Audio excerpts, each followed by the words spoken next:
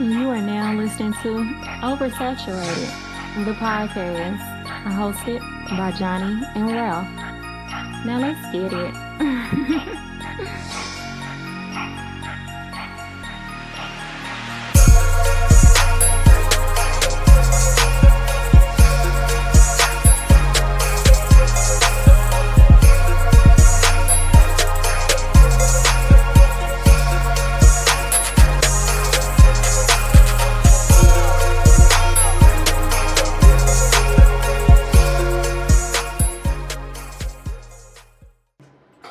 Welcome to another episode of Oversaturated, the podcast where we discuss music, movies, pop culture, and everything in between. I'm Johnnie. And I'm Ralph. Welcome to episode number 97. 97! Simeon Rice, football player. I'm back on my football players. He's a defensive end. I can't remember what team he played for, but I just knew he was good. Got you. New listeners, please follow us on all social media. Facebook, just search Oversaturated, the podcast. Twitter is Oversat Podcast. Instagram is Oversat the Podcast. And our email is oversatpodcast@gmail.com.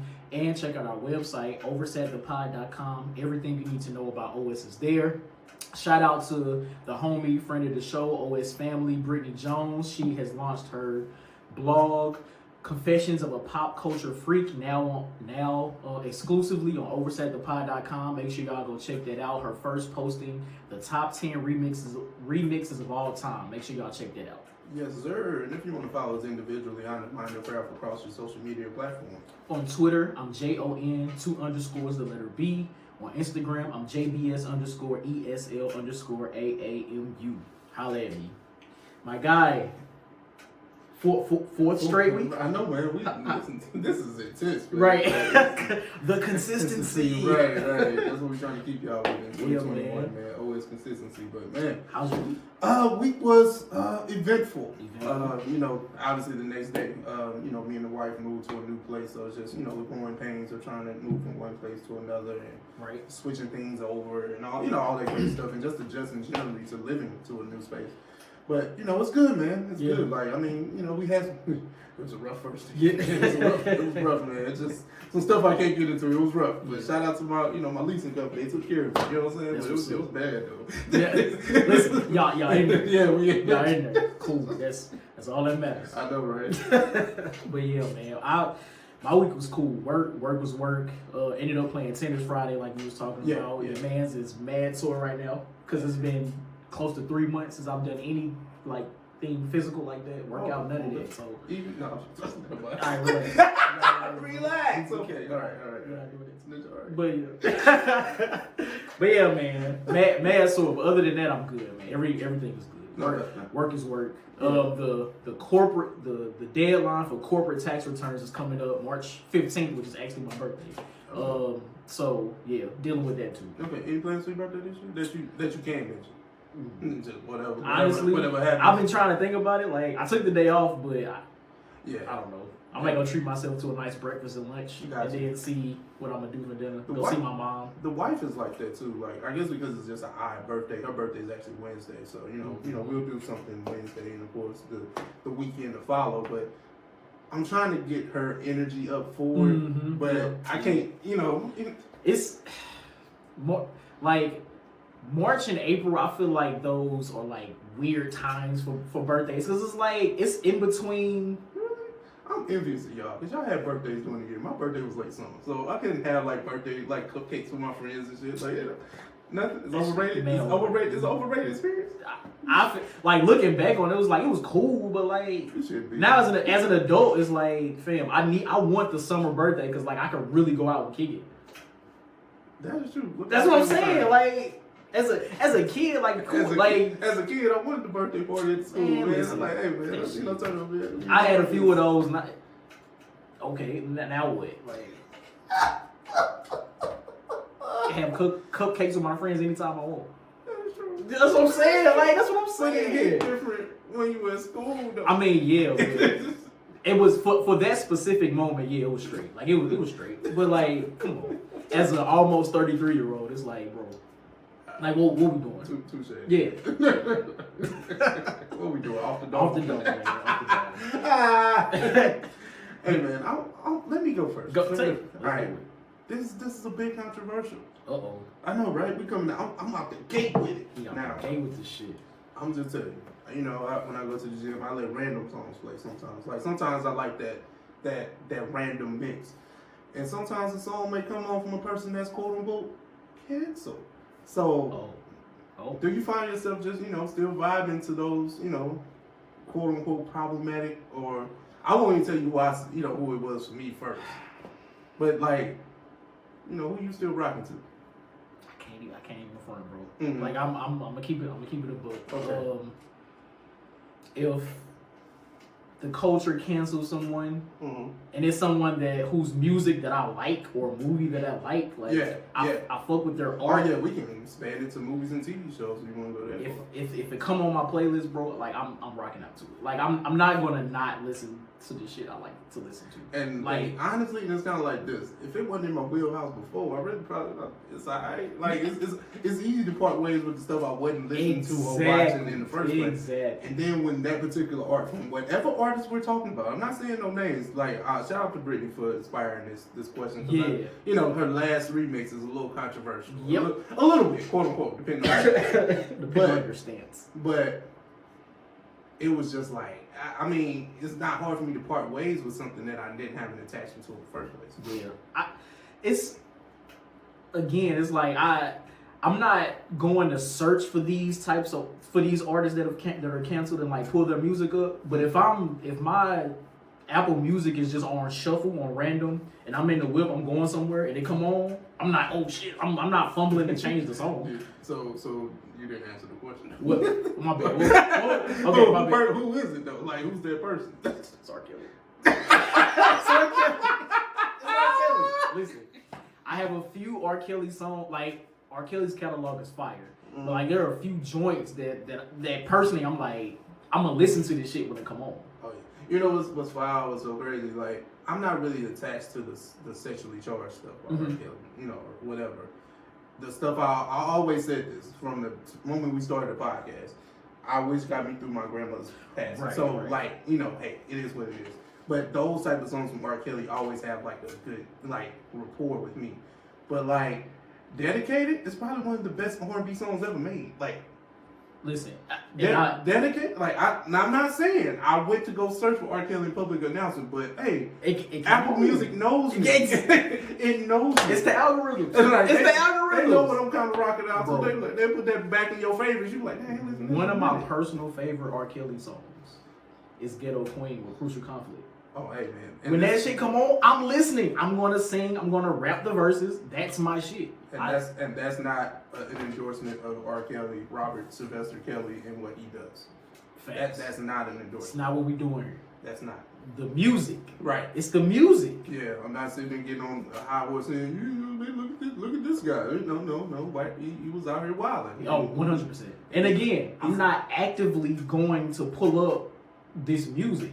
But when it comes on, I'm not. Hey, I'm not shuffling papers. I might be giving y'all too much into my house. But me and the wife love Gotham City. Hey, yeah. We love Gotham City, and I'm not mad. Like we love that song. But okay, yeah. But the person that kind of came to mind for this question was Tory Lanez. Okay, like Tory Lanez got some heat, man. I ain't saying like he's not the musical stature of an R. Kelly, but he did, he's in a mess for the situation with Megan Thee Stallion, still playing out, and quote unquote he's canceled. But I would dare say I'm a fan, but I haven't listened. I didn't go on my way to listen to the new album that came out after that said situation. But any of the old stuff that I kind of like and they come up in my playlist or whatever. Yeah. No, I feel that. I was never really that big on Tory Lanez way before all of this stuff. Yeah, so it's like it was easy. So for it's me like to be okay, like, yeah, it is what it is. But I mean, like if you fool with Tory Lanez music, I'm not faulting you for listening. I just don't defend. I don't defend anything that he's done. Yeah. I don't defend that. Right. If a song comes up, and it's crazy how guilty you have to feel in these situations. Man, listen. Social media will make you feel guilty. And you know the crazy part about this shit? Yeah. A lot of people shame other people for publicly saying they still listening to the music, but I know they still doing the same shit. I know, like, I can almost guarantee it. Every time R. Kelly, it makes a headline. You think them streams don't go up? Oh, come on now. You know they do. Know they do. They like, oh, R. Kelly dropped his cupcake in general population today. Like, that is a headline that you typically see, right? You know they going to stream the music at that point. That's a fact. That's a fact. That's what he said. So yeah, good question. Good question. All right. So for my off the dome, so in light of like all the challenges, all the social media TikTok challenges that have been happening, it got me to thinking. Right, we had a lot of dance crazes around the time we were teenagers going into college and even being in college. Yeah. Which of those dances from our teenagehood, collegehood, do you think would be a good challenge today? Or that you think will go viral as a challenge today? Okay. If it were first introduced in 2021. I will say this: our dances were simpler, so I'm not sure how much that would make a challenge. Cause like I can say "Walk It Out," right? I'm just use "Walk It Out" as my example, right? "Walk It Out," crazy dance trend. It swept the nation by storm, right? Mm-hmm. I don't like, everybody did their thing, but I'm not sure if that's like the most creative. Like I mean, I can see that. You get I do. I'm gonna go with chicken noodle soup only because I feel like it's the leg version of the Junebug challenge. Like you see how the Junebug challenge where people, they go to different locations and do the dance. I feel like people would do that with the chicken noodle soup. Yeah. And that's my personal favorite. But I feel like that shit would go crazy. I feel like that would go crazy today if it was first introduced today. I saw this was back in undergrad. It was a guy from Atlanta. I forget his name, but he went to A&M with us. Like I mean, I remember his name, but I ain't gonna shout him out. But but he's from Atlanta, and that was at the time of the snap craze.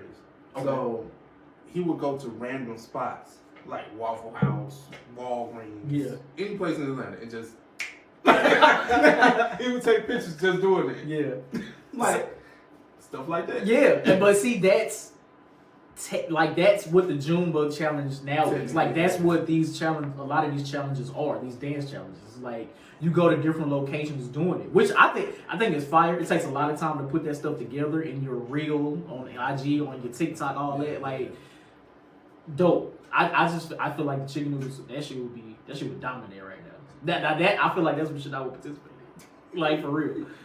Like I was in the mirror doing the Junebug shit. I was like, I'm not finna do it. I'm not finna post this shit on social media. Like I'm not. Shout out to the dude that created that, cause he going up now. I seen him on a lot of shit. I think I seen him. Like he's went viral a few times before. Like I don't think he's anything new to it.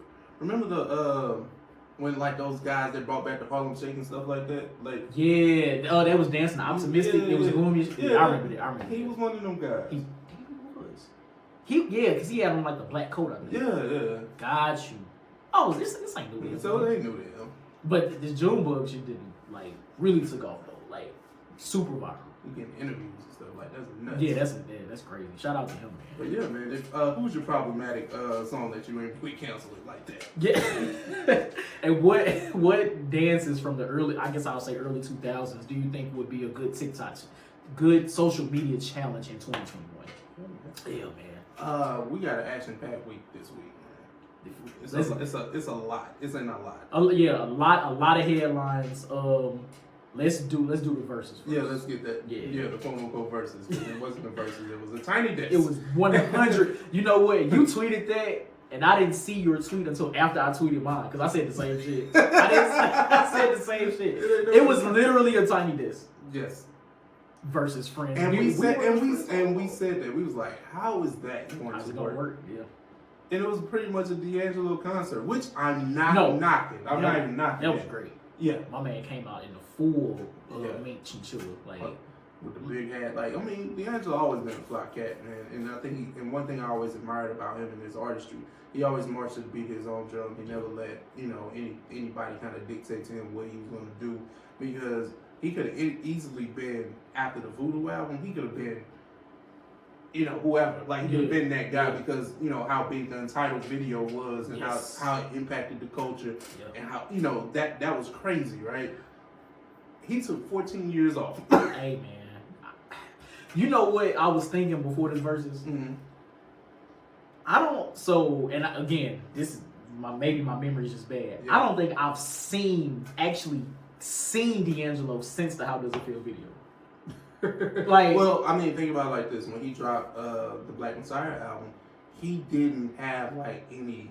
If he had visuals or anything, I don't recall him being in it. right? Yeah, like I don't remember any press run. None Like of that. this what happened with the Black Messiah album. It was rumors and industry rumblings about a D'Angelo album possibly coming, and then just like most albums of that day, there you go. Yeah, there you go. right, Enjoy it. Right. And he 3 for 3 for me, so I don't know. Listen, I'm not mad at that. It's like the verses. I feel weird calling it a verses. It was him. It was The him. It was fire. Yeah. Let's get that out the way first. Yeah. It was fire. It was a whole vibe. The actual friends that did come out. I saw Method and Redman's turn up. I saw her. Now I did fall asleep toward the end. Did anybody else come out? No, it was just Method Man, Redman, and her. Right, which I could see her. I was not expecting Method Man or Redman to come out. I was not expecting. Yeah. I wasn't betting any rappers. Yeah. I'll be honest, I wasn't betting any. So that was dope as hell. I really enjoyed it. It was. It was enjoyable. It was a vibe. I don't, this is not something you can rank and say, oh, it's the best versus ever. If you want to, that's fine. But it's not a versus. It was a celebration of one artist. It was a jam. It was a jam session. Honestly, and that's what it was. And the DJ Scratch. Listen. First of all, shout out to DJ Scratch. We got a master class of what DJing is. Yeah. Like my man's had the vibe setting, the way that he went back and forth between decades, between genres of music. Yeah. Fire. Seamlessly being able to just scratch records and do different things. He was scratching and doing like nursery rhymes, like the tunes. That was hard. Yeah. That was fire. Shout out to DJ Scratch, man. But shout out, and then that whole verse was a vibe, and then I wasn't, and none of the people that came out as friends, I wasn't expecting to see any of them. Mm-hmm. I wasn't expecting to see any of those people, and her was very surprising. But once I knew that she was there, obviously as a guest, I knew what type of time it was. Like I was like, okay. I didn't expect them to do Part of Me, but I knew that she was there for the Nothing Even Matters duet. Yeah, I figured that because people have compared those two songs so much, and I was just like, yeah, man. But no, it was a great rendition. Don't get me wrong. I just kind of knew it wasn't like I was like when hers here, I was like, okay, she's gonna do Lauren's part, and I wasn't expecting to see Lauren by any stretch of the imagination. I was hoping, but I know. A man can just... She can't make it to her own thing, let alone. That's real. Now, seeing that this versus is done, right? Yeah. It was just a jam session with D'Angelo with a couple guests. Mm-hmm. Do you see any other artists being able to pull this off the way he did? I'm pretty sure they are. I just can't think of them right now. But if that's the route they're going to start taking. But it's not verses. Right? Yeah, you have to change. You have to make it an extension of verses. Or something. I was about to say this probably been better suited as NPR Tiny Desk. No. Because essentially that's what it was. Yeah. Just like the setup, the piano, the organ, just off the strength of it being pre-recorded and you get these angles and you get certain things like that. It was still great for what it was. Yeah, I know. I thoroughly enjoyed it. It's just interesting. Like when he came out, it was like he said something like a lot of people have been speculating if this was just a solo versus, and it is, and then everybody on social media was like, "Oh, so we was the friends the whole time." That was funny. So yeah, man. Shout out to Versus. Interesting. It'll be interesting to see who's next. A headline I saw today actually said that D'Angelo was supposed to go against Maxwell, but something happened and it didn't work out. So I don't know. Think my man's backed out? No. Okay. Well, I don't know. It's not a sense of like Maxwell being afraid of D'Angelo or something like that. That's nonsense. But just in the sense of he probably just didn't want to fucking do it. Like he just no. Okay. I feel that. Honestly, I'm really surprised D'Angelo decided to. But I get it because that would be his type of environment where it's not a bunch of people around. Mm-hmm. He can just sit there and do what he does. And the fact that they were able to bring those guests out and D'Angelo didn't know that they were coming because the genuine like shock on his face of seeing them was like that was I thought that was cool. So again, shout out to Verzuz. I enjoyed it. Yeah. Let's get into a serious topic. Vanessa Bryant speaks out about the Meek Mill lyric that we talked about last week. Discussing Kobe. This is a quote directly from Vanessa Bryant, the widow of Kobe Bryant. I find this to be extremely insensitive and disrespectful, period. Wow, hold on, my computer glitched up. Okay, I am not familiar with any of your music, but I believe you can do better than this. If you are a fan, fine. There's a better way to show your admiration to my husband. This lacks respect and tact. React. I mean, listen. This is the woman who was married to Kobe. She expressed her feelings toward the lyric. Mm-hmm. That's it. I hope that Meek Mill was able to like reach out to her and apologize. Yeah. I mean, these are her feelings. I'm not mad at them. Yeah, because last week we weren't necessarily in defense of Meek. Mm-hmm. We was just like, we wouldn't have said it. Right. But we kind of get that this was kind of like somebody that you leave alone. Like, you leave any, like, unless it's like a bar bigging him up and not the bar that's talking about his demise. Right. You don't mention Kobe. Right. You don't mention him like that because it's not just, but it's such a sensitive subject. It 100% is, and I mean the fact that she came out, she made her statement. But like she's in, like she's 100% entitled to that, and the fact that she did come out and say it, like that should squash all everything should be done now. Which I'm already sure the verse that line was taken out of the song. I'm not sure if this happened, but hopefully Meek Mill has gotten in contact with her and personally apologized. I think that's a good move if he hasn't done it. And now that she's expressed that should be it. And going forward, I feel like anybody else should know not to, make that type of lyric in the song now. I think that's where we at. Yeah, and I want to start making this, using other references and things like that, because we can go down that rabbit hole all day, and that will prolong this conversation that I really don't want to stay here too long. But just rest in peace to Kobe Bryant, rest in peace to Gianna Bryant, and the other, I think 7 lives that were lost on that helicopter flight that day. Yeah, man. Definitely. So that's how I leave it at that. But me. So now that seriously. Since we in our serious bag for a second, we want to send our best wishes to Tiger Woods and the solo car accident that he had last week. The last I read, he had surgery on like both of his legs. Not sure the severity of those, but I think he's in recovery now. A lot of speculation as to how he crashed his vehicle. It was just from the reports I read, it was just him in the car. So I don't know if it was a road rage accident or if there were like drugs involved or what. I'm not sure. Yeah, one thing I don't like, and I'm not necessarily defending Tiger because I'm defending Tiger because he's human, right? Mm-hmm. I just don't like the fact that the media is taking this and kind of running with it. Yeah. Was it drugs involved? Was he on?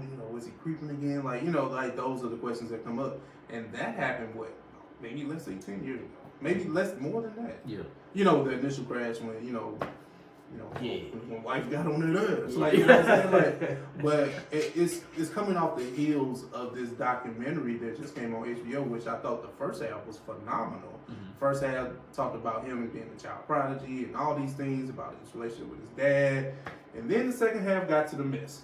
Gotcha. It got straight to the infidelity, straight to the mistress, straight to all the bullshit. It got to that. So I was just like you still and this was a Tiger Woods, it wasn't even necessarily approved.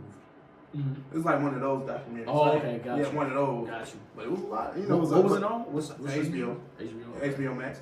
It just had all the people that was around, like former trainers, childhood friends, the mistress herself, those type of things. So now this happens.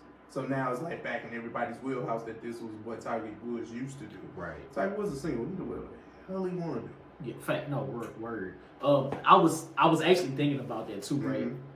Like, why has the news outlets like ran with the story like this? And I think it's because of lack of like real breaking news. Like every day, and I hate to bring this man back up, but 45. I'm just saying every day for 45 there was like a new headline. So the news outlets are constantly running because it's always some shit. But since he's been out of office, it ain't really been that much for real to talk about in the news. I'll say this: there's only a few athletes in the history of sports that transcends their sport. Oh, word! Like, and Tiger Woods is one of them. I won't even get to anybody else. Tiger Woods is definitely one of them. He transcends the sport. You can probably name Tiger Woods before you name any other golfer. That's just how it works. Word. He revolutionized how golf is played. He revolutionized how it's marketed. He did that. So when Tiger Woods is in a headline, it's going to make like waves that regardless if it's good, bad, or indifferent. And it's been a minute since he's been in the headlines. And this just one for anything. And this was just one of those. Like, Tiger Woods got 2 blemishes on his record. 2, right? The situation back then and this. That's it. That's all you got on him. Yeah. You ain't got nothing else. Yeah. But it comes with the responsibility of just being who you are, and then and being a black man that he doesn't want to acknowledge, but I ain't going to right. I mean, let the man identify with what he wants to identify. Oh, well. So yeah, that's a whole nother. But that's all. We're just talking about the man. We're not talking about race. Yeah. So again, best wishes to Tiger Woods and his family. I hope he has a full recovery. I don't know how the surgery on his legs would affect his playing ability. I do remember years ago he was playing like he won the Masters or something with a bad back. So, but hopefully it doesn't get to that point where he's not able to like ever play golf again, because that'll be tragic for him, I'm sure. So, again, best wishes to Kobe. I'm sorry. I know. You see the look. Listen, man. I'm merging stories. Yeah, Tiger. But let's try some little lighthearted. I'm gonna help you out. All right. LeBron James. He wants to come out with a rap album. Now, this is very specific. He's not rapping on it. So this sounds like a compilation album. He released a tweet. I'll read, parts of the tweet. Well, I can read it real quick. My love for music is insane. I think I'm going to do an album. Oh no, I won't be rapping or anything like that. I'm not crazy. I know what I'm great at. But I'll tell you one thing I do have. So many friends that can. Thinking out loud with thinking emojis. They don't have the emojis. Oh yeah, gotta have the thinking emojis. Johnnie! What do you think? Didn't we have something like this? Didn't he curate 2 Chainz's album? Yeah, I mean, yeah. Okay, so that was after hearing this, that was my first thought. Like, he did this before and it didn't turn out well. So why are we doing this? It's a lot that goes into this. It's a lot, right? Okay. LeBron James want to put together a mixtape. Yeah, you are clearly 0 for 1 right now. Facts. And he's gonna pretty much come out with a DJ Khaled-esque type album, because that's what you gotta be alluding to, right? Gotta be. Or a mixtape, like what you just said. So what are we gonna do with this? Is it gonna be like, and then who's gonna be on it? Listen, like you said, I know what I'm good at. So okay, if LeBron James picks the artists and the producers that he wants to work together, I'm cool with that. But if it's him like making beats and like trying to, I won't think he'd go that far. LeBron has so many A-list rapper friends. Oh, 100%. That this could be like a very good album, very good compilation or B-side. I don't know. Like, I don't know if, let's say, okay, LeBron and Drake are tight. I'll just use Drake. Drake, give me one of them leftovers you got from Certified Lover Boy. You don't give me nothing off the album. You know what I'm saying? One of them joints you got laying on the floor. Right. Let me put it on here. Yeah, and now,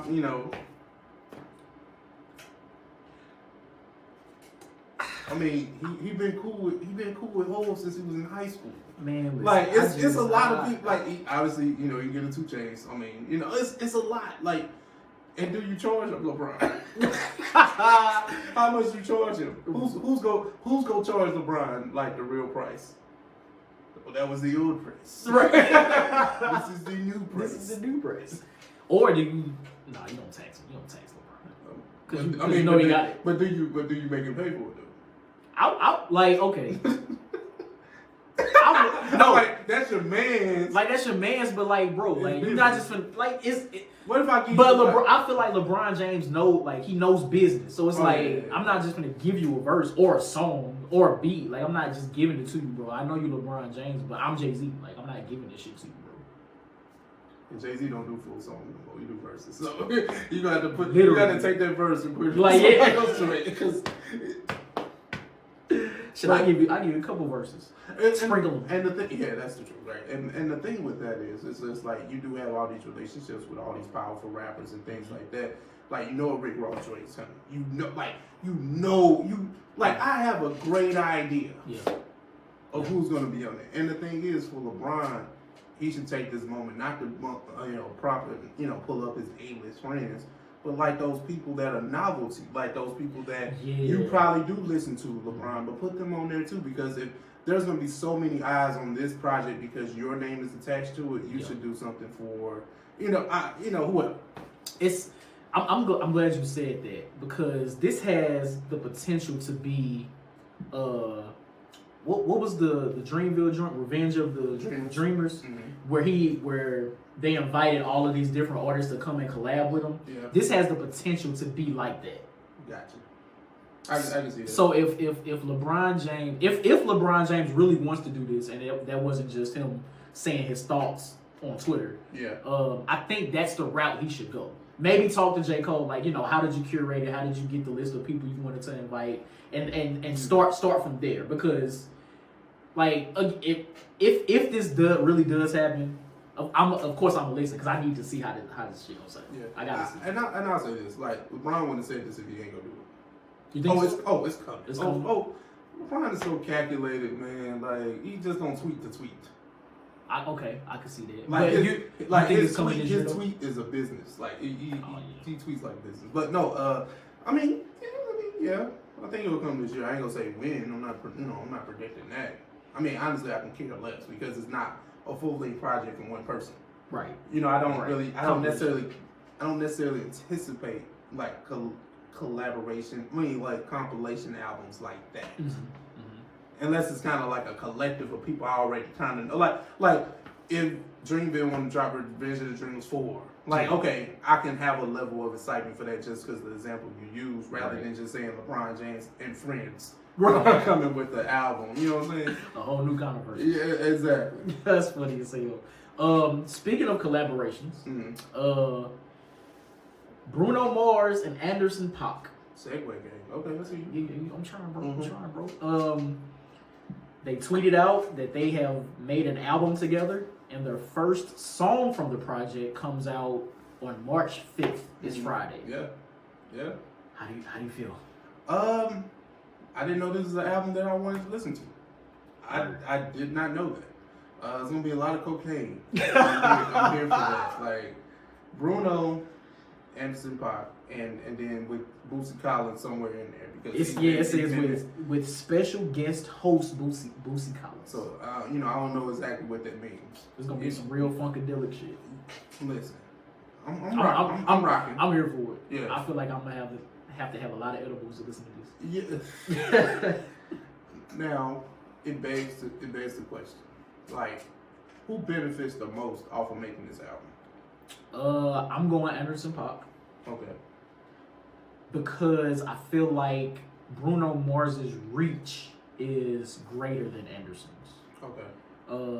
Coming off of Bruno's last album and how successful it was, touring off of it for 2 years, which is kind of crazy in today's climate. Yeah. I think a lot of those people are looking for new Bruno Mars music. Yeah. And we're getting it just in a collab with Anderson. So I feel like a lot of those extra eyes that Bruno had is going to see Anderson now and be like, oh, okay, I like this guy. Let me go check out some of his other shit. Yeah. I'm actually going to go the opposite. I'm going to say Bruno benefits from this the most, and I'll tell you why. Bruno necessarily didn't have, I guess, a niche sound before this, because when you go to Boosie, you know what you're getting. When you go to Anderson, you know what you're getting. Yeah. Bruno, before 24 Karat Magic, we just kind of knew him as like a pop guy. Got you. Now, you know, with 24 Karat Magic, very throwback R&B, very New Jack Swing, those type of things. How do you top that? Okay. How do you top that as, you know, Bruno Mars? And then, you know, the conversation of appropriation came in. I'm not even going that route. Right. But just those conversations came up because our artists don't necessarily make that type of music. And you know, here comes the Hawaiian guy, which he is Hawaiian, I believe, right? I believe so. Something like that. Something, yeah.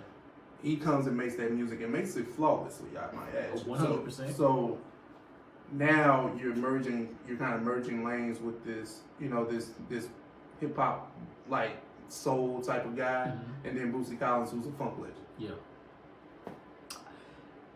Yeah. So your points are valid.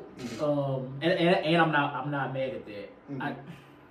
I think Bruno Mars being able to successfully do different sounds is what's going to make or break this album. Because we know what we get from Anderson. Yeah, that's what we know. And that's why I say Bruno stands to benefit more, because you know what you gonna get from Anderson, you know. And y'all got Boosie. Yeah. Okay. You know what you're getting from that. Right.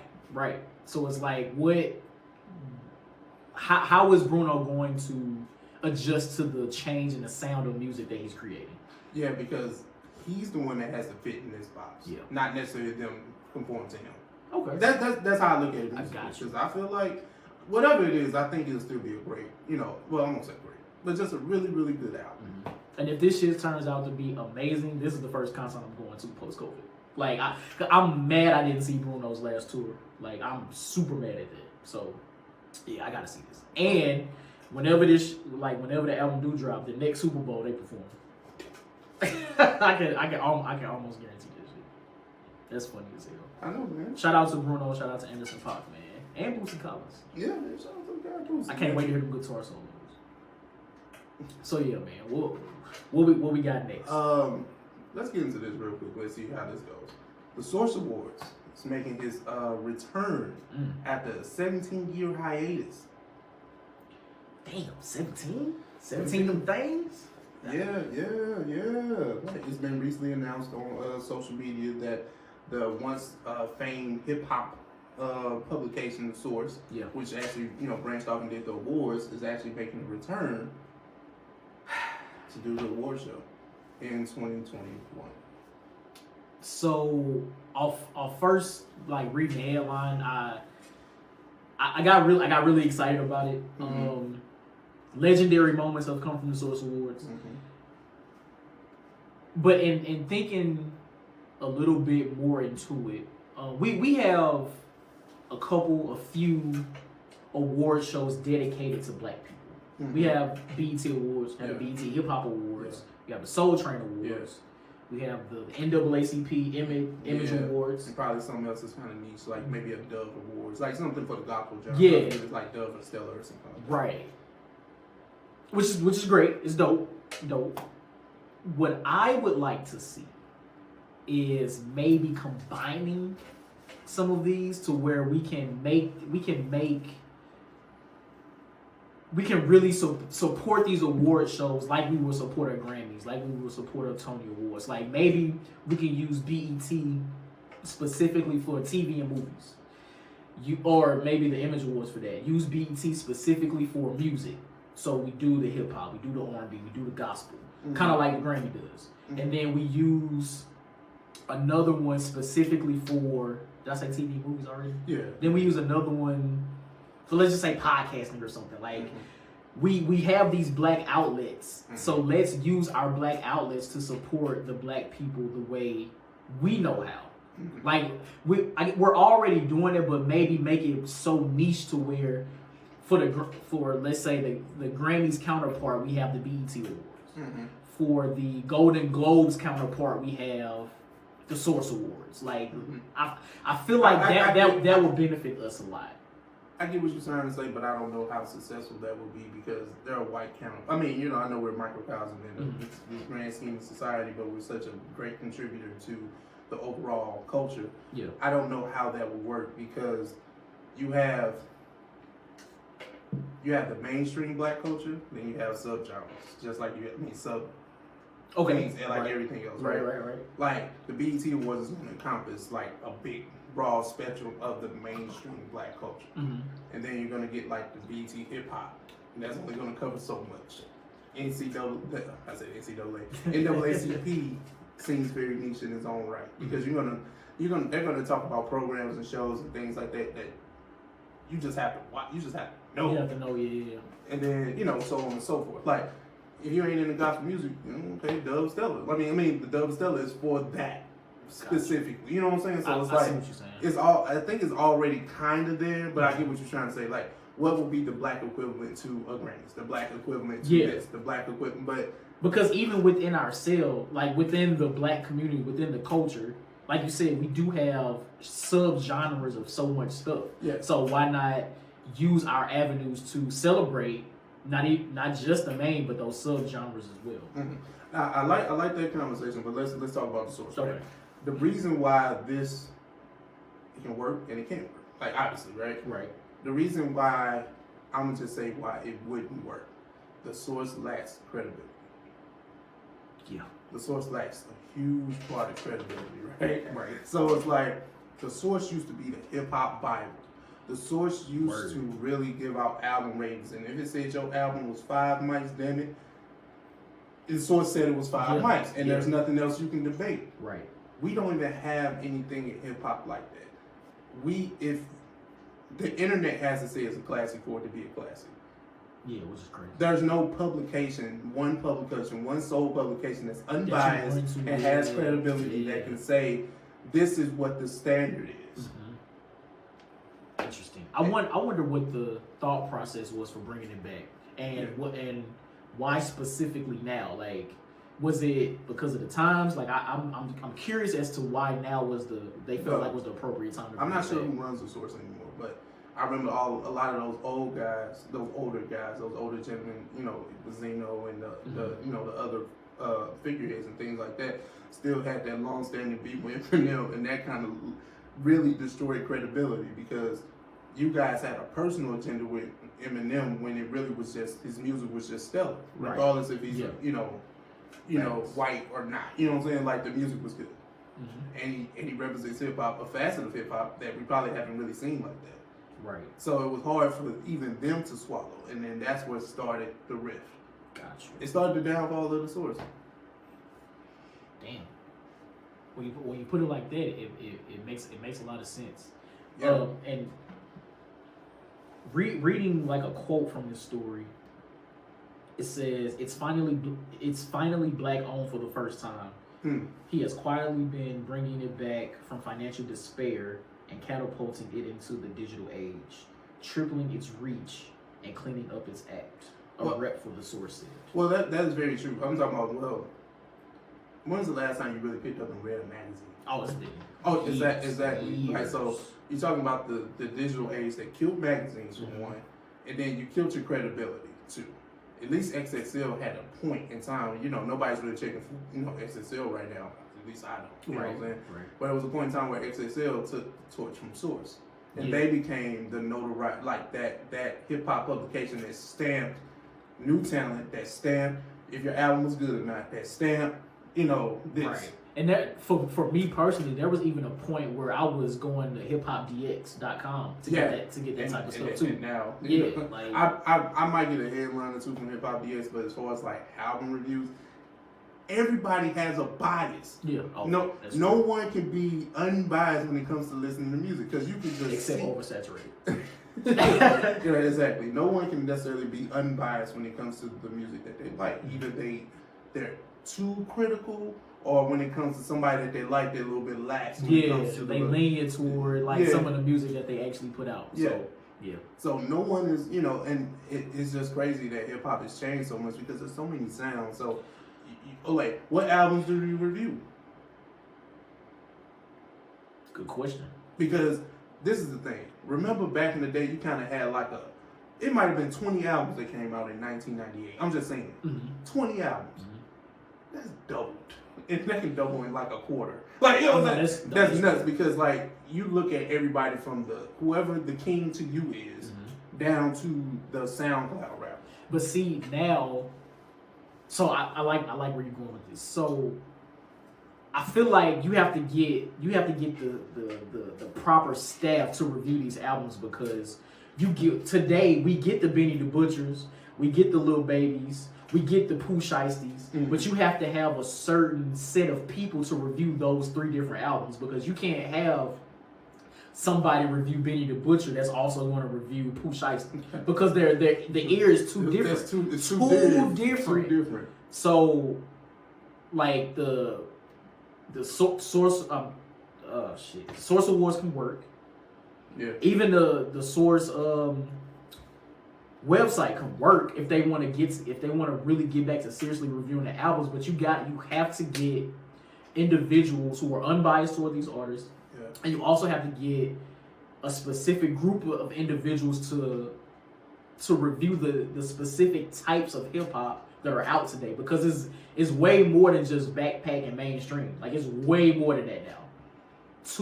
I don't want to say it's too many, but there are a lot of sub-genres. You got a whole drill segment now. Like it's just a lot more than what it was back in the 98, 99. Exactly. So basically, my prediction for the Source Awards, I don't think it can work, but hey, prove me wrong. Who am I?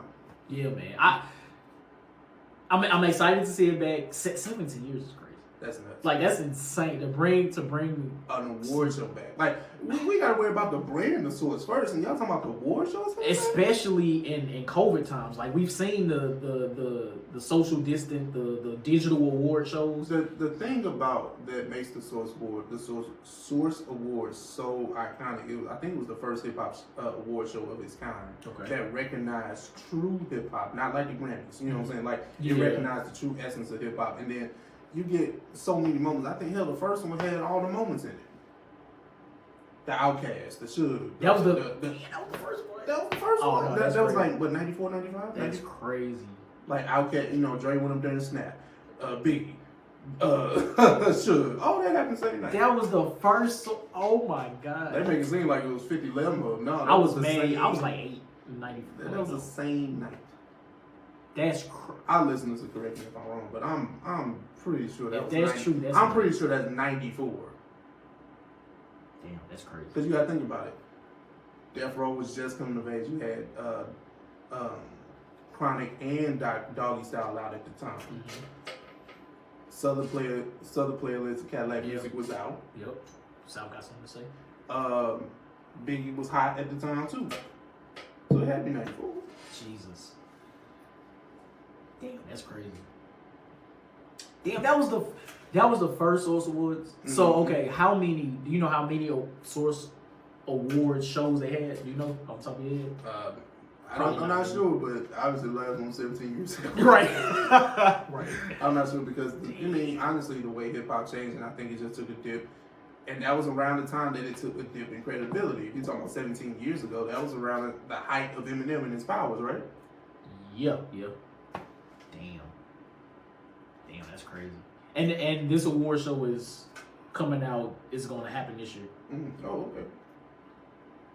Damn. So at the 2021 Source Awards, do you think they honor Bobby Shmurda? Nah, absolutely not. But Bobby Shmurda is free. Yep. Shout out to Bobby. I think the hat came back in the atmosphere. It's finally back now. The New York Knicks. React. Like, I'll say this: I'm happy that a young black man is free from jail, but I'm not running to listen to anything he drops. Got you. Yeah, I still don't even know why he was in jail. He didn't. He took like some charges for his friend or something. Yeah, he went snitch. So. Okay, got you. I'm happy a black man is home. This news didn't really move me like that. Yeah. Like again, I'm happy he's home. I hope he gets, gets back to the money, making music. That's really all I got. That's all you got. That's all I got. And the thing is, it's kind of like, okay, Bobby has 2 songs, right? Mm-hmm. Was it Computers and obviously Hot? Yeah. So it's like, okay, cool, great. Like, you know, he was a moment in time in 2013, 2014. Blew the internet up. Word. But am I checking for a Bobby Shmurda, you know, joint in 2021? Not really, but if it slap, it slap. You know what I'm saying? Right. Now I'll be here to tell you what it do, and I'll be here to tell you when it ain't. Word. But I feel like, you know, rest in peace, Pop Smoke. I think with the New York drill scene coming to life and Pop Smoke being the flag bearer of that movement the way that he was, I think that maybe Bobby can kind of just pick it up because for whatever I think about Bobby Shmurda, he's a star, clearly. Oh yeah, definitely. So, and even Roddy Rebel to an extent. So it's just like, you know, both of those guys out of jail, they're friends. I hope they make, you know, some great music and they're able to, you know, move on with their music careers. So. Yeah, I mean, I hope they're able to stay out of trouble. Like, if you know, I know y'all watch this, so when y'all see this, like, stay. Well, keep your circle close, keep your circle small, as the kids say. Yeah. If you still want to make music, just stay in the studio. Go home, get you something to eat. Like, don't go out and do no crazy shit. It's still COVID. Like, don't just be going out no random places. Like, stay out of trouble. Please stay out of trouble. You don't need to go back to jail. Man. So, shout out to Bobby Shmurda. I guess we'll see when he drops some new music. We'll see what happens. Yeah. But let's talk about our man's Sean Diddy Combs, right? Yeah. Who was actually, you know, the CEO or director, manager, or whatever of Revolt TV. Yes. He has a new basketball league. It's an unscripted basketball league with your favorite celebrities playing for a charitable cause called the Crew League. Yes. Yeah, you sent me this article, and reading through it, I thought it was a very interesting concept, especially the way it came about. Just celebrities just out playing basketball with each other, and they found a way to turn this into a television show, basically. Yeah. And reading through it, the first thing I thought about, like, damn, this ain't shit, but ain't one mixtape, like the show, the TV show. Well, yeah, the TV show, but definitely not the level of basketball being played. Oh no, no. I get what you're saying, but I'm just like the level of basketball. Man, my God, I can go to the you know, the rec center and see some better basketball players than what I just saw. Word. But I think this is a really, really great idea. For whatever reason, people like watching celebrities play basketball. I don't know what that's about. Well, you know where that came from? I think that came from, well, from one, a lot of rappers being former athletes, and you know, that rapper going to the league mentality. Right. So, you know, the NBA has the celebrity game every year for All-Star Weekend. So you see a lot of our, you know, favorite rappers or personalities getting out there, and you know, this is for charity. Gotcha. Yep. Definitely. I'm going to watch it. I'm glad that they plan to drop it on Revolt's YouTube. Oh, I was about to say, you got Revolt TV, man?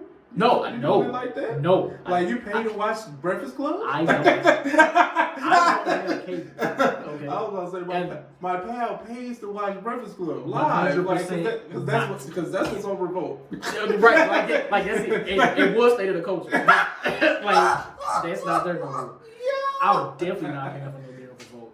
I don't have cable. So anyway, they plan to drop episodes on the Revolt YouTube channel. Yeah.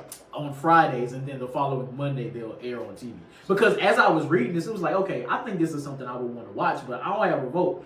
But they mentioned dropping it on the YouTube channel. The only reason I knew about this is because I saw a clip of Drewski interviewing Jack Harlow. Okay.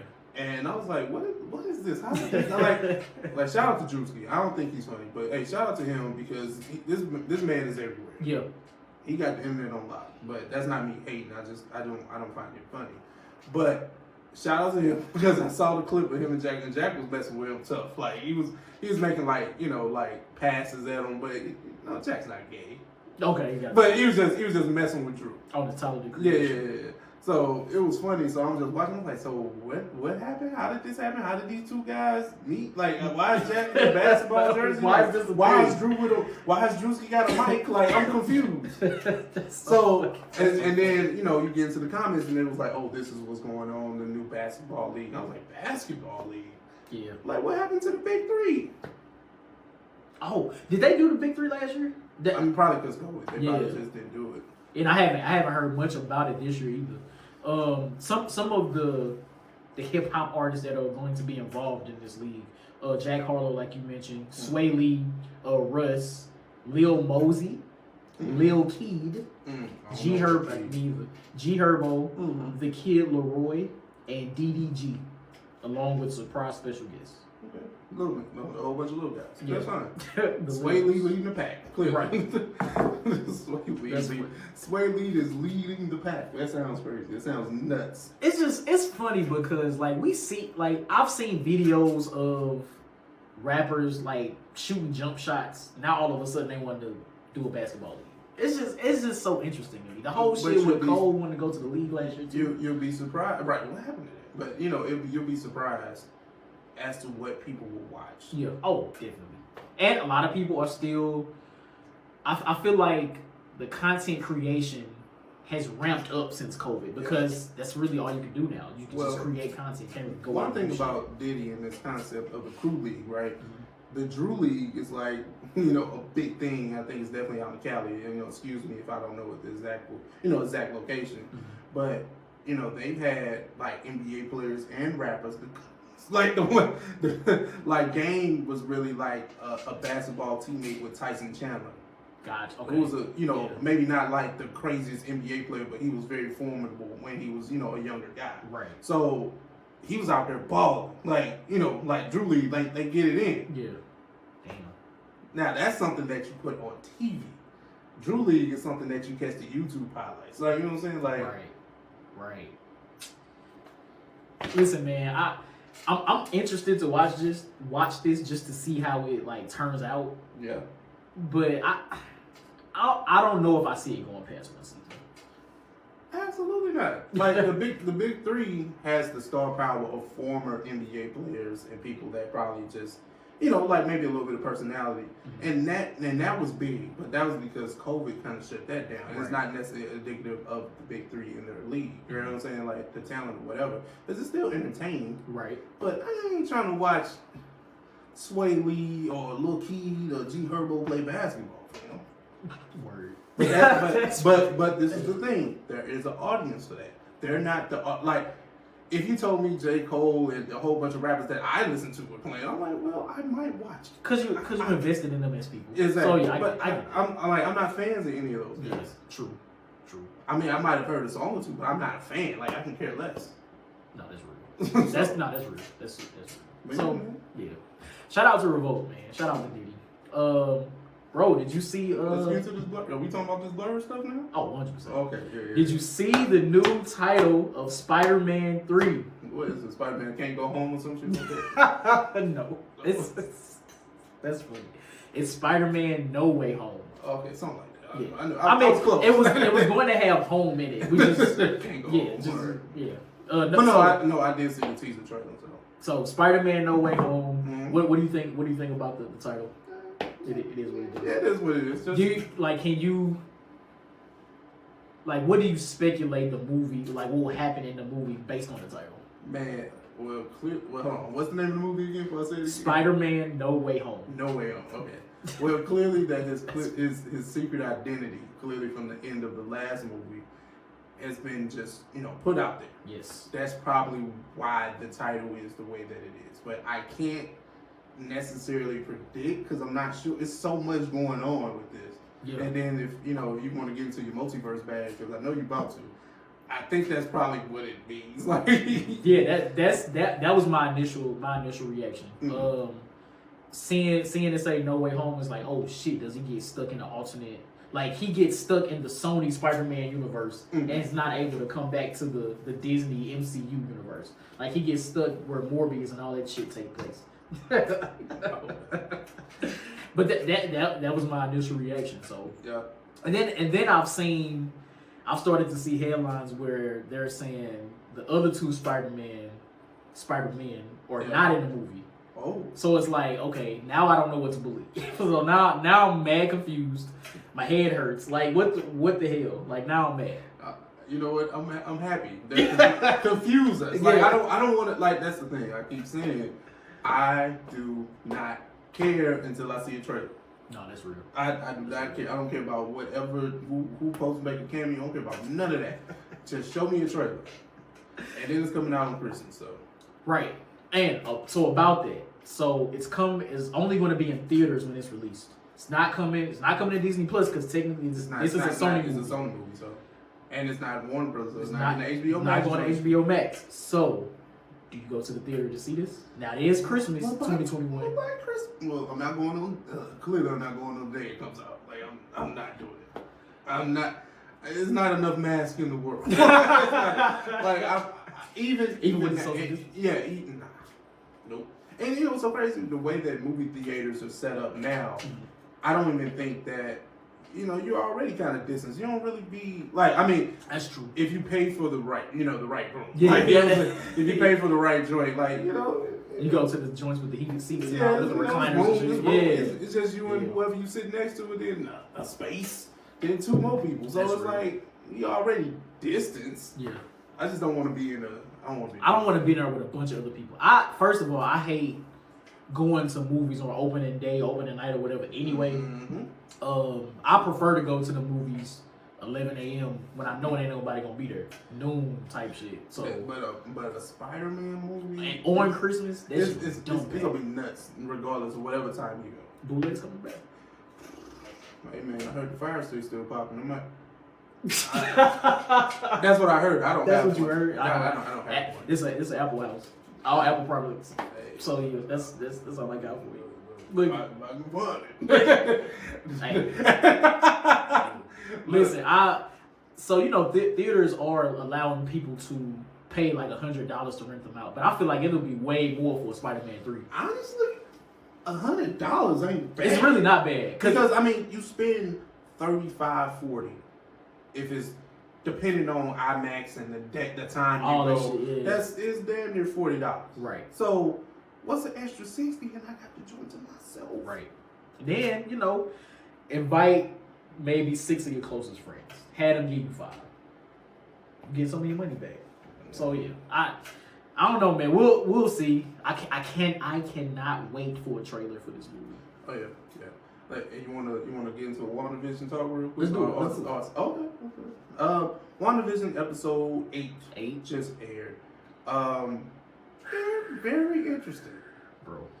Very interesting. This show's so fucking good. This show's so good, bro. I love it. Yeah. My man's was skeptical. I'm gonna say this shit every time. I'm not gonna apologize no more. You can keep bringing it up. I'm not saying I'm sorry no more. Like, I said it with my chest and I was wrong. No, okay. All right, you're not gonna get that out of me no more. I said it with my chest. And but kind of getting to the corny sitcom stuff, you see, like, I think I knew it, but you had to see it. Sometimes play out because. They had their chest full of old DVDs of sitcoms, so she already had this idea of what perfect was. Right. So that's where the Bewitched and all that, anything from the 50s to Malcolm in the Middle, you caught that. You know what I'm saying, in that one box. So I get it, and she's been through a lot, clearly. But spoiler alert, clearly. Right, clearly. Yeah. Spoiler alert, we're talking about it now. But I think that with this, you see that Wanda necessarily isn't the villain, but she still created this alternate reality. So she's not completely absolved, right? In my opinion. Right. Like, we know who the villain is, but necessarily Wanda's not innocent, though. That's what I get from watching it. Got you. And let's come back to that. Okay. I need to ask you this. Okay. So again, spoiler alert, because I'm about to ask some shit. So, did episode 8 of WandaVision confirm that mutants exist in the MCU? I missed that whole thing. So remember when they were doing like the flashbacks to the different points of Wanda's life, right? Yeah. So when she when she was a kid, and that's the Stark Industries bomb was in the house, and her and her brother were underneath the little, the debris or whatever. Agatha Harkness says, she asked Wanda, how long were you guys in that room? Why didn't this bomb go off? She said, we was in there for 2 days. And Agatha said something to the effect of, even as a child, you had these powers. So when you came in contact with the Mind Stone, it just amplified them. You know what? This. Okay, I'm glad you said that. This episode was able to give the backstory of Wanda Maximoff that we never could get in the movies, right? That's why I fuck with the TV show. The TV show, now that they have all the rights, clearly, like they can start like expanding this universe, start name dropping and start deeper into her, like, because she was always a quote unquote interesting character that was around. Now that she has her show, we can dive into the character arc that we never got. Yes. Even with Vision. Yep. Even though Vision was he was a big thing. Yeah. And we saw Vision be created in Age of Ultron. Yeah. Can we put a respect on Ultron now? No, well, 100%. definitely an underrated. I always said it was just underrated. No, that's real. That's real. He did. And like the first time you said that shit, which was maybe like a year or two ago, I went back and watched it. I was like, you know what? Nah, my man's right. And then the thing is, like, now that you watch the show and they're like tugging at those storylines out of it, it makes the movie that much better. And then what do they pull up after every episode of WandaVision? What they pull up? Ultron. Oh, Ultron, yeah. At the end of the movie, you're like, okay, watch this. No, for real. Damn. So 2 of my favorite parts of this show, right? At the end where Agatha actually calls her the Scarlet Witch. Yeah. First time we've heard that name in the MCU. Her actual name in the comic books, I thought it was super dope. Yeah, it was a reveal, big reveal. This motherfucker Hayward, Director Hayward, I hate him. Done brought Ultron back online as in his white form. What the hell is about that? Like, the last episode 9 has to be an hour and a half. Like, it has to be. It has to be a movie. It has to be a movie because this shit is crazy. Now Marvel has come out and said they're not, preparing a WandaVision season 2. But listen, if she don't die in one of the movies or something like that, they can definitely explore. We're gonna need something, bro. Okay, we had to get through the sitcoms. Like that's the only thing I've only been stuck on. The sitcoms. That's the only thing I've been stuck on. That's the only thing I can really talk shit about. Like the sitcoms. Like the first 2 episodes. But after this, it's just kind of like the show is good. You see the entire show, I feel like, comes together in episode 8 because you see, like you mentioned before, you see how you see why she created the type of life environment that she created. It's like two episodes explain everything. The first Sword episode and then this. Yeah. Speaking of Sword, where the fuck did Sword just been here this whole time? It's no way they just got up and going in 5 years. It's no way. Hell no. Hey man, that shit crazy. I know, man. We are still doing a full WandaVision season 1 review. Yeah, exclusively for YouTube. Yes. Once the season is over, so be on the lookout for that. Yeah, next week. Oh yeah, right. So be on the lookout for that. I'm rewatching the whole shit too. Oh yeah, I'm definitely running that back. This shit was great. Great. And they spared no expense, man, because it's like y'all gotta recreate all these scenes from these movies, man. Listen, stop playing with Marvel, man. Man, what? They print their own money. No word. They print their own money. What? Are you serious? Disney is almost a real monopoly when it comes to entertainment, movies and shit. Bro, they own ESPN too. ESPN, ABC, Disney, Star Wars. What else? What else do you want? What else is there? If they fuck around and buy the DC comic properties in 20 years, that'll be trash. That'll be trash. That shit'll be crazy. Just so we get Avengers versus Justice League. Like, you know what I'm saying? You know how trash that'll be. Not from the sense of that movie, but just trash. Like, I want to know how much Bob Iger is worth because that's the Disney CEO right now. I don't want to be the CEO. I don't want to ever be the the owner, quote unquote. Because CEO, you do that. You do your bid for like your 5, 6, 7 years or whatever, then you bounce. Yeah. You probably know how rich he is. Man, listen. All right. Yeah, whatever. We off that. Yeah. Now, we did have an interesting conversation, and I didn't know if you wanted to dive into that. I mean, I think we should say. What you want to do? I want to get into it. All right. I say let's do 20 minutes, right? Okay, We got Let's do it. We got number time. We here. All right. Now, we spawned a great conversation after our podcast last week, as we always do. Right. And this just kind of got the wheels turning. And then pretty much Johnnie phrased the question, right? Will there ever be an artist in hip hop, clearly, that has a longevity like a Jay-Z or an Eminem? Yeah. Like Ralph said, we got it. I don't even know how that conversation sparked when we started talking about it. I don't know. But like the career span of a hip hop artist today is like 3-4 years, if that. Well, we had. I think the reason we got to that point to know that your career life or your prime is 3 to 4 years is pretty much looking at the history of hip hop and looking who had like said longevity. Right. You know what I'm saying? Because people gonna like what they like. You know what I'm saying? Like I'm gonna just use LL as a great example, right? LL ain't coming out with nothing that we really go listen to as a mainstream, type of thing right now. But the people that with LL are gonna listen to it.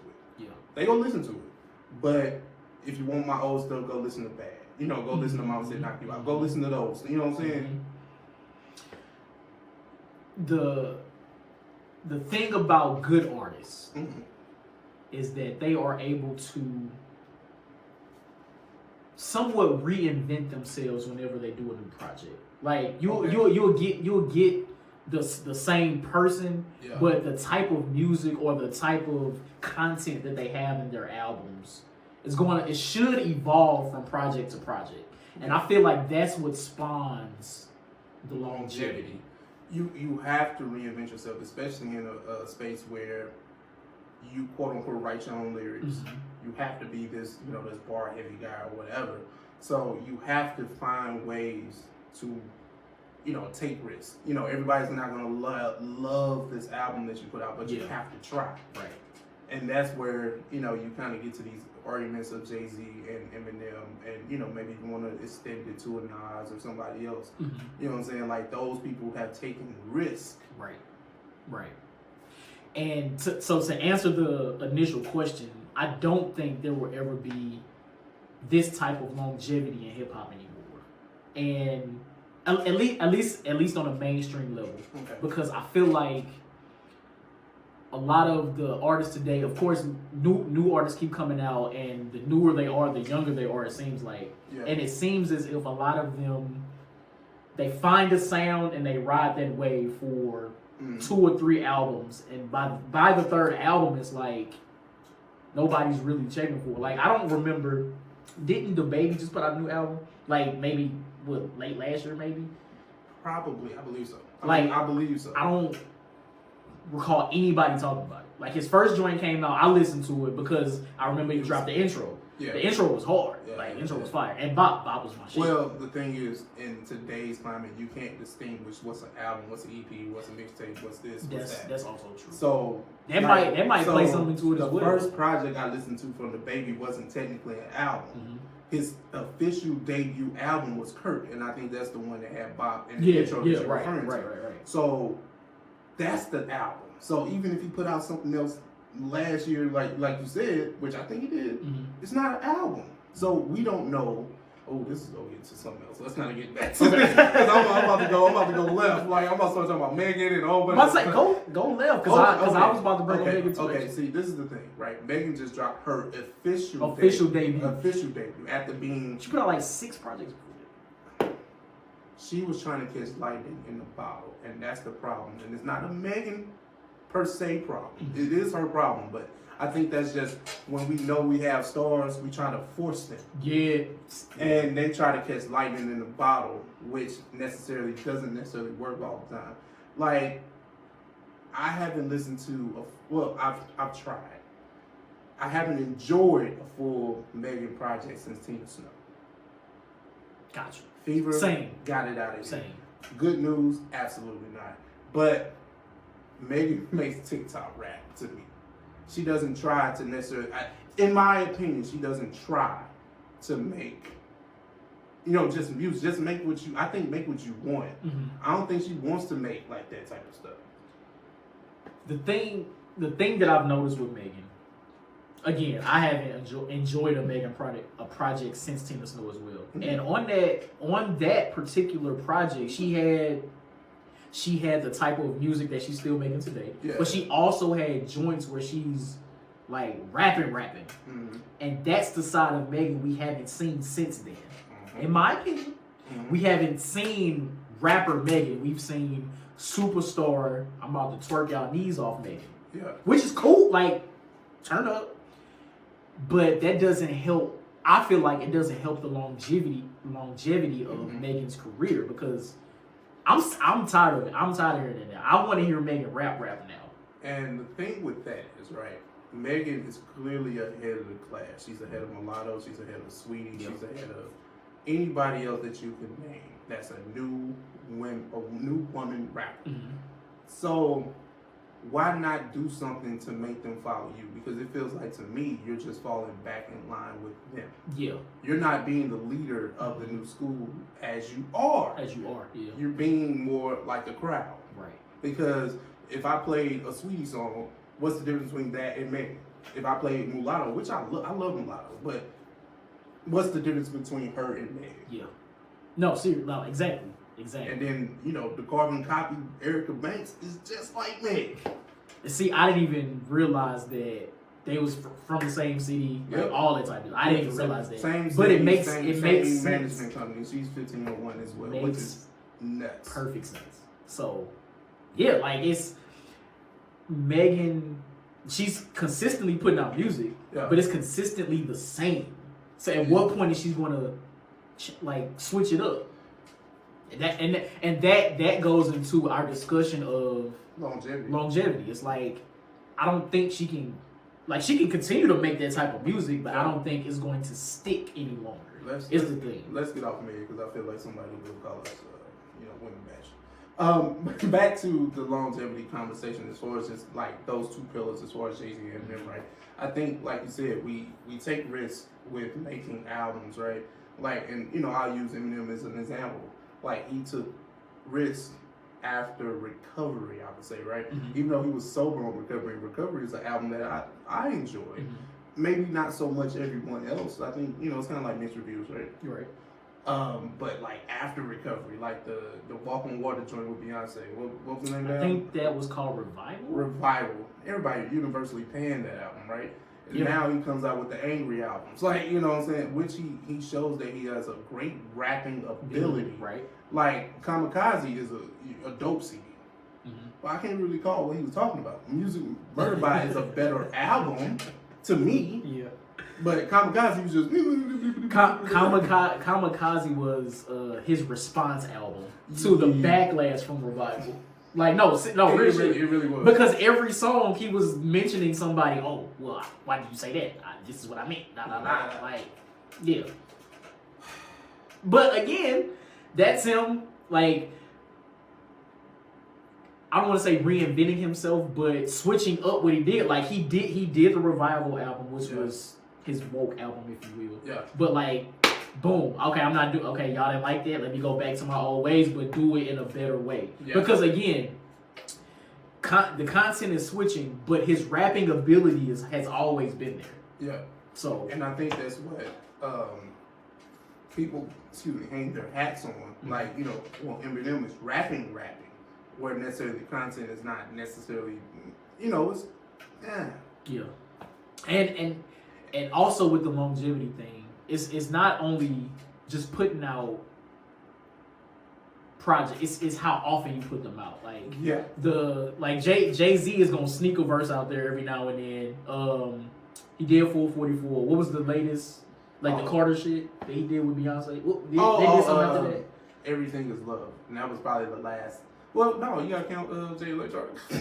Oh, yo, how did I even forget that? Yo, Right. That's album that we reviewed on YouTube. Yeah, facts. But see, even with that, like, was that late? That was last year. That was the top. That was the top of last year. So pre-pandemic. Again, like, he's constantly putting out music, whether it's with Beyonce by himself or a verse, like a verse. here. Like the latest example was the verse with Nipsey on the Judas and Platinum side of the soundtrack, right? Exactly. He's gonna get his sneaky bars off, and it kind of makes you like, if you're at least a hip hop fan, like, you like, okay, Jay-Z, for him to be 51 still kind of has a little bit in the tank. Yeah. So you kind of wonder, like, maybe what an album would sound like. Maybe, you know what I'm saying? Like, you don't even have to be a Jay-Z fan, but it's kind of like, okay, this is not bad. What would an album from a 51-year-old sound like? Especially somebody that still has a level of rapping. And then, like, this is the thing, Jay-Z might have the content, people just doesn't like how he delivers it now. I can see that. I can definitely see that. Like, okay, Eminem can rap, but the content.